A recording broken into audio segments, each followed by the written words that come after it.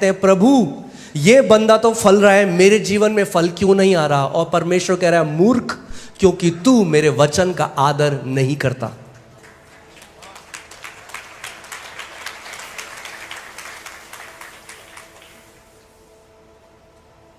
तो आज मैं आपसे पूछना चाहता हूं, आपका एटीट्यूड क्या है परमेश्वर के वचन के लिए? मैं देखता हूं कुछ लोग जल्दी भी आते हैं, आखिरी की सीट में बैठते हैं। मुझे समझ में नहीं आता कैसे। जब मैं कलीसिया जाता था,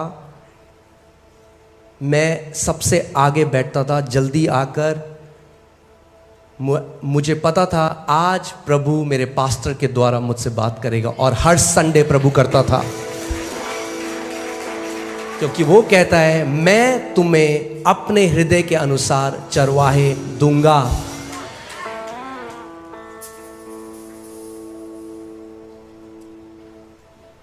आमीन।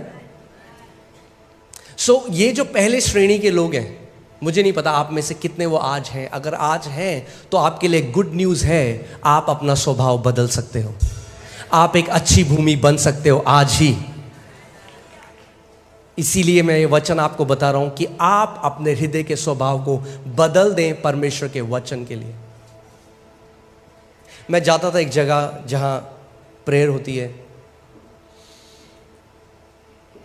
उन्होंने मुझे बुलाया वचन प्रचार करने के लिए, और मैं वहाँ गया। और मैं जब वचन प्रचार कर रहा हूँ, मैं देख रहा हूँ सारे लोग बात कर रहे हैं, आपस में बात कर रहे हैं, हंस रहे हैं।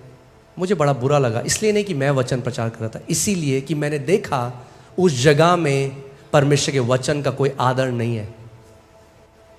और जैसे ही मैंने आमीन बोला, सीधे आगे पास्टर जी हाथ रख दो पास्टर जी। मैंने कहा भाग यहां से,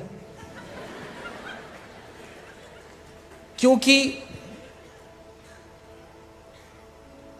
आप नहीं समझ रहे कि आप अपने जीवन के साथ क्या कर रहे हो।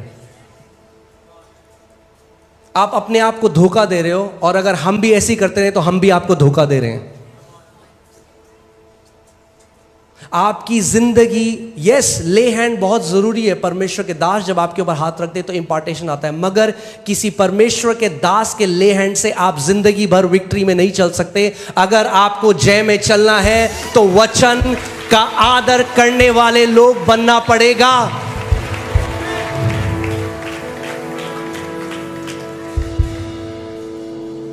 उसके बाद उन्होंने बहुत मुझे इनवाइट किया, आप वापस आइए। मैंने कहा मैं नहीं आऊंगा, मैं नहीं आऊंगा।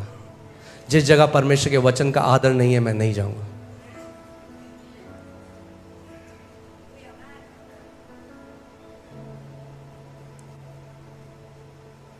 प्लीज परमेश्वर के हार्ट को समझिए, उसके हृदय को समझिए। वो आपके लिए बहुत कुछ करना चाहता है, मगर आप लिमिट कर देते हैं उसको जब आप उसके वचन का आदर नहीं करते।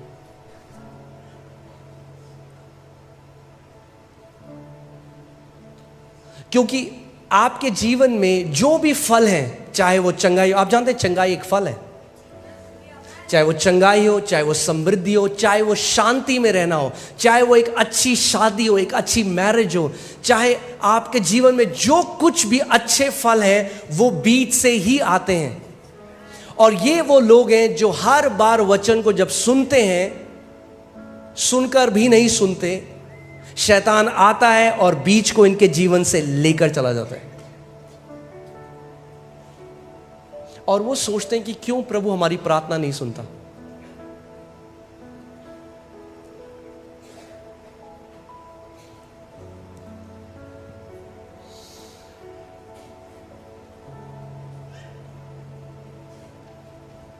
आप ये बताइए, अगर ये लोग चर्च 30 साल आए, 40 साल आए, क्या इनके जीवन में कोई फल आएंगे? फल क्यों नहीं आएंगे? क्योंकि कभी बीज अंदर गया ही नहीं। और क्या होता है, आप देखेंगे वचन हुआ, कितने लोग, मैं आज आपसे एक सवाल पूछता हूं, कितने लोग जब आप संडे को आते हो और वचन जब आप सुनते हो, कितने लोग आप डिस्कस करते हो उसको संडे के बाद? या आप भरते वो कह रही थी, वो ये कह रहा था, और आप उसके बाद पूरे हफ्ते उसको सुनते भी नहीं। बुरा मत मानिए, मैं सच बोल रहा हूं आपसे। आज आप जीवन में कुछ ज्यादा बढ़ोतरी देखने वाले हो नहीं।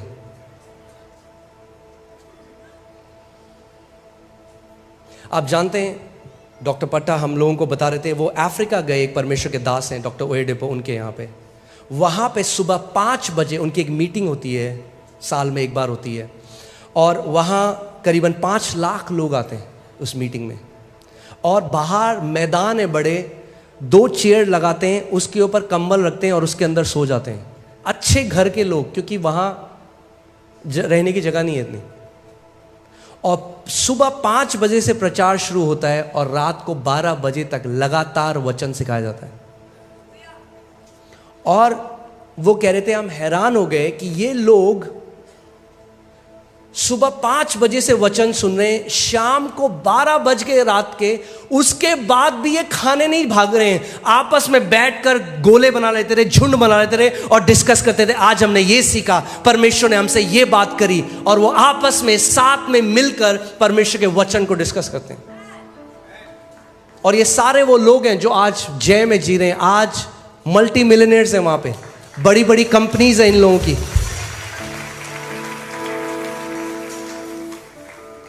क्यों? क्योंकि वो वचन का आदर कर रहे हैं।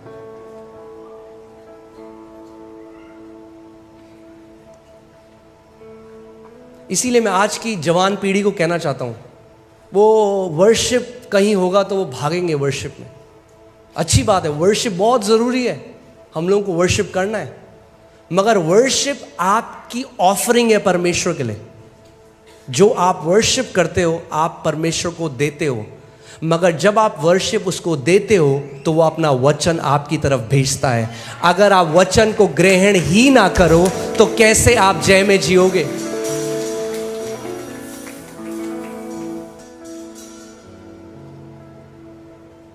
I have sent my word and healed your disease. परमेश्वर कहता है, मैंने अपने वचन को भेजा।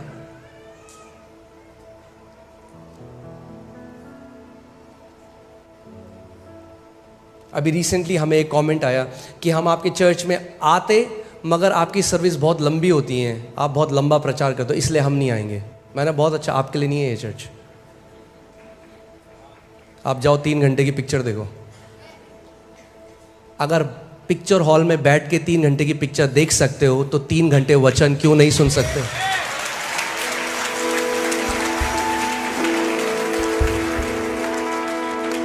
वो पिक्चर कुछ नहीं करेगी आपके जीवन में, ये वचन आपको पहाड़ की चोटी पर बिठा के रख देगा।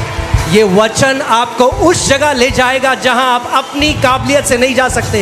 ये वचन एक नई किडनी आपके शरीर में डाल देगा। ये वचन आपको जय में चलने की सामर्थ देगा। जो कोई उसके वचन का आदर करते हैं, परमेश्वर उनका आदर करता है और उनको महान चोटियों पर बिठाता है। आमीन। और मैं चाहता हूं कि आज आप ये निर्णय लो, ये डिसीजन लो कि प्रभु कुछ भी हो जाए, मैं तेरे वचन को आदर करने वाला व्यक्ति आज से बनने वाला हूं।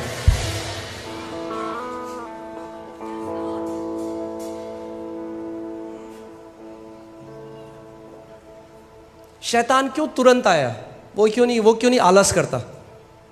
कहता है कोई बात नहीं, 3 महीने बाद चल जाएंगे। क्योंकि बीज अगर अंदर चला गया तो उसके अंदर अंकुर आने लग जाएंगे और बहुत जल्दी वो बढ़ने लग जाएगा और उसके अंदर फल आने लग जाएंगे।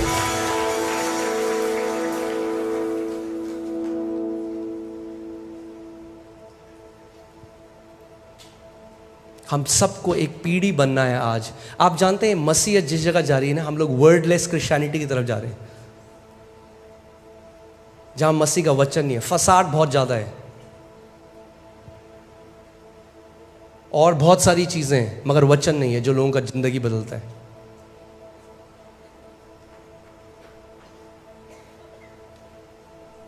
अगर आप वचन का आदर करने लग जाओगे, आपको यहां वहां भागने की जरूरत नहीं है। आप खुद जय से जय में चलने लग जाओगे।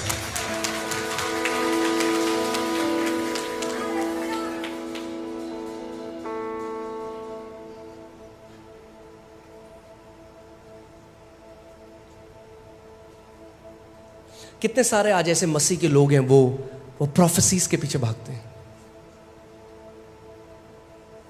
एक अच्छी भविष्यवाणी कोई कर दे हमारे लिए, कुछ अच्छा बोल दो।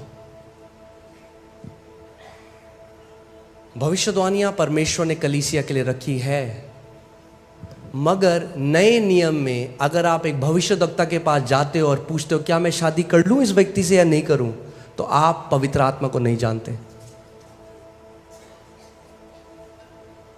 पुराने नियम में केवल 2 तरह के लोग थे जिनके ऊपर परमेश्वर का आत्मा उतर के आता था, राजा और याजक। सॉरी 3 तरह के, और नबी। राजा, याजक और नबी, ये 3 वो लोग थे जिनके ऊपर परमेश्वर का आत्मा उतरता था। सो बाकी जो लोग थे उनके पास परमेश्वर के पास कोई एक्सेस नहीं था, वो नहीं जा सकते थे, तो वो नहीं जानते परमेश्वर की इच्छा क्या है। तो प्रॉफिट उन्हें बताता था परमेश्वर की इच्छा क्या है। नए नियम में ऐसा नहीं है। नए नियम में परमेश्वर ने पवित्र आत्मा को हर एक बेटे को दे दिया है, और परमेश्वर का वचन कहता है जितने मेरी आत्मा के चलाए चलते हैं वे परमेश्वर के पुत्र हैं।